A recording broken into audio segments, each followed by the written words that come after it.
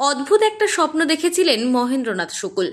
স্বপ্নে তাকে নাকি দেখা দিয়েছিলেন স্বয়ং মা দুর্গা। নদিয়ার মাঝদিয়া থেকে পাবাখালীর দূরত্ব 3 কিমি। বাংলাদেশ সীমান্ত খুব একটা দূরে নয়। পাশ দিয়ে বয়ে গেছে চূর্ণী নদী, একপাশে মাথাভাঙা, অপরদিকে ইছামতি নদী। কথিত আছে বন জঙ্গলে ঘেরা ছিল এই গ্রামটি। বনবাদার সাফ করতে গিয়ে একটা সাপ ধরা পড়েছিল এখানে। সেই সাপটি ধরে একটি মাটির কলসি করে ছেড়ে দেওয়া হয়েছিল প্রায় আধা কিলোমিটার দূরে। শুকুলবাড়ির তরফে মা মনসার বাহনকে আমন্ত্রণ জানানো হয়েছিল গৃহপ্রবেশের শুভ দিনে আসার জন্য। পরিবারের সবাইকে চমকে দিয়ে গৃহপ্রবেশের দিন একজোড়া সাপ হাজির হয়েছিল বাড়িতে। সেই সাপ দুটি যেখানে গিয়ে গর্তে প্রবেশ করলো সেখানে ছিল একটি বেলগাছ। আজও সেই বেলগাছের স্থানে আরম্ভ হয় দেবীর বোধন পুজো। প্রথম যে বছর পুজোর সূচনা হয় সেই সময় বাড়ির গৃহকর্তাকে মা দুর্গার স্বপ্ন দর্শনের প্রতিশ্রুতি, সেই আদেশ মতো এই পুজোটির সূচনা হয়। মায়ের আদেশ অনুসারে এক চালার মূর্তি, চালার পেছনে বড় চালতিতে শোভা পায় অকাল বোধনের পটচিত্র। মহালয়াতে তোলা হয় পাটে প্রতিমা। প্রথম থেকেই শুকুলবাড়ির পুজো নামে পরিচিত ছিল এই পুজোটি। পরবর্তীতে শান্তি শুকুল নিজেই পুজোটি পরিচালনা করতেন। 2008 সালে তিনি মারা যান। বর্তমানে তার ছোট ছেলে তিমির শুকুল এই পুজোটি পরিচালনা করেন। নিয়ম অনুযায়ী এই বেলগাছের গোড়ায় বোধন পুজো হয়। সেই থেকে চণ্ডীর ঘট ও বোধনের ঘট বসানো হয় এই গাছের গোড়ায়। এমনকি প্রতি প্রহরে অর্থাৎ সপ্তমী, অষ্টমী, নবমী, সন্ধি পূজা ও দশমী পূজা আরম্ভের আগে এই বোধন তলায় পুজো দিতে হয়। বছর 30 আগে শান্তি শুকুল স্বপ্নাদেশ পান ওই গাছতলায় মন্দির তৈরি করার জন্য। কিন্তু মন্দির তৈরি করার পর মেঝে তৈরি করতে গিয়ে ফোঁস ফোঁস শব্দে রাজমিস্ত্রিরা পালিয়ে যান। রাত্রিতে শান্তিবাবু স্বপ্নাদেশ পান মেঝে করলে মা মনসা বেরোতে পারবে না। এরপর আর মেঝে তৈরি হয়নি। বছর 25 আগে ওই স্থানে বেলগাছটি প্রচণ্ড ঝড়ে ভেঙে যায়। আশ্চর্যের বিষয়, মন্দিরের দিকে গাছটি পড়লেও কোনো রকম আঘাত পড়েনি মন্দিরে। ওই গাছের পাশেই আপনা থেকে আরেকটি গাছ তৈরি হয়েছে। এই গাছতলায় প্রতিদিন সকাল সন্ধে পুজো দেওয়া হয় পরিবারের পক্ষ থেকে। প্রথম যখন শুকুল রায় পুজো চালু করলেন তখন এখানে বারোয়ারি পুজো বলে কিছুই ছিল না। লোকবসতি তেমন ছিল না। সে সময় স্থানীয় লোকজন যারা ছিলেন তাদের অর্থবল খুব একটা ভালো ছিল না।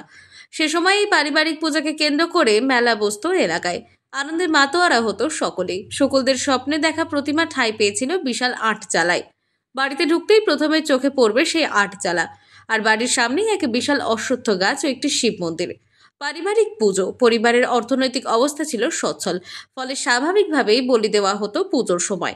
এক্ষেত্রে চালু ছিল মায়ের নির্দেশ, সপ্তমীতে 7টি, অষ্টমীতে 8টি এবং নবমীতে 9টি ছাগ বলি দেওয়া হতো মায়ের সামনে, এবং এই বলিদানের প্রসাদ সমস্ত প্রজাদের মধ্যে বিলিয়ে দেওয়া হতো। আর দশমীতে 2টি ছাগ বলি হতো। তবে এই 2টি বলিদানের প্রসাদ বিতরণ করা হতো না। প্রথা মেনে পরিবারের লোকেরাই ভক্ষণ করেন। হঠাৎ বদলে গেল নিয়ম। সেটা সম্ভবত 1934 কি 35 সাল। আধুনিকতার অভ্যস্ত পরিবারের একাধিক সদস্য মানতে পারলেন না বলি প্রথা। তাদের কাছে একটি প্রাণীকে হত্যা করে কখনো শান্তি আনা যাবে না, অপরের কষ্টে আনন্দ পাওয়া নৃশংসতা ছাড়া আর কি। সেই থেকে বন্ধ হয়ে গেল ছাগ বলি। উপরে ফেলা হলো হাঁড়ি কাঠ। তার পরিবর্তে চালু হলো চিনি কলা, আখ ও কুমড়ো বলি। মেনে নেওয়া হলো বলির পরিবর্ত ব্যবস্থা হিসেবে। কথিত আছে যে এখানে মন্দির তৈরি হয়েছে সেখানে একটা সাপ পাওয়া যায়। সেই সাপটাকে না মেরে পরিবার থেকে তাকে বাগানে ফেলে দিয়ে আসা হয়। সেখানে একটা বেলগাছ থাকে। সেই বেলগাছের তলায় সেখানে ওখানেই বোধন পুজো হয় এবং ওখানেই চণ্ডী পাঠও হয়, চণ্ডীর ঘটও বসে। এই পুজোর মধ্যে সন্ধি পুজো এক মারাত্মক। এই পূজা আরম্ভ হয় পাজি দেখে নয়। পাজিকে মানা হয় ঠিকই, তবে নির্দিষ্ট সময় ধরার জন্য বেছে নেওয়া হয় একটি প্রদীপ ও মোমবাতির শীষ। এই শিখা যখন একেবারে সোজাভাবে দাঁড়ায় তখন জমিদার বাড়ির ঐতিহ্য মেনে বন্দুকের গুলি ছোড়া হয়। আর সঙ্গে সঙ্গে শুরু হয় সন্ধি পুজো। আর যখন শেষ হয় তখন এই প্রদীপটার শিখা এলোমেলো হয়ে যায় এবং বন্দুকের গুলি ছোড়ার মধ্যে দিয়ে জানা যায় সন্ধি পুজো শেষ হয়েছে। সময়ের সঙ্গে তাল মিলিয়ে ব্যবস্থা অনেক মেনে নিতে হয়েছে। এসেছে আধুনিকতার ছোঁয়া, আমোদ প্রমোদের উপকরণ। অনেক ক্ষেত্রে আপোষ করলেও তারা সামান্য বদলে ফেলেনি পুজোর অস্তিত্ব। এখনও ঘি দিয়ে ভোগ, গাজায় সন্তুষ্ট শিব, আর সেই ভোগ রান্নার অধিকার শুকুল পরিবারের সদস্য ও ভরদ্বাজ গোত্রভুক্ত রমণী ছাড়া কেউ পান না। এক্ষেত্রে আমরা একটু রক্ষণশীল একথা মেনে নিয়ে গৃহবধূ ডলি শুকুলের মন্তব্য, সেই ভোগ কিন্তু সব অতিথি অভ্যাগতরা পান। পারিবারিক পুজো হলেও প্রসাদ বিতরণ পর্ব বাদ থাকে না। আর বিসর্জন, আট পুরুষের প্রথা চালু, এক্ষেত্রে ব্যতিক্রম হয় কি করে? দশমীর পূজা শেষ হলেই শুরু হয় বিসর্জনের প্রস্তুতি। দুটি নৌকা পাশাপাশি চুরি নদীতে ভাসিয়ে তাতে চড়িয়ে দেওয়া হয় মাকে। সন্ধ্যা নামার মুখে আকাশের দিকে উৎসুক চোখে তাকিয়ে থাকেন পরিবারের সদস্যরা, কেননা আকাশে যে একটা তারা দেখা যাবে তখনই 7 পাক দিয়ে দেবী প্রতিমা বিসর্জন দিতে হবে চূর্ণী নদীর জলে। 384 বছর ধরে এভাবেই চলে আসছে সবকিছু। আমাদের এই পুজো পূর্বপুরুষের কাছে আমাদের জানা যে এই পুজো শুরু হয় একটা সর্প দিয়ে। সেই সর্প ধরে অন্য একটা জায়গায় ছেড়ে দিয়ে আসা হয়।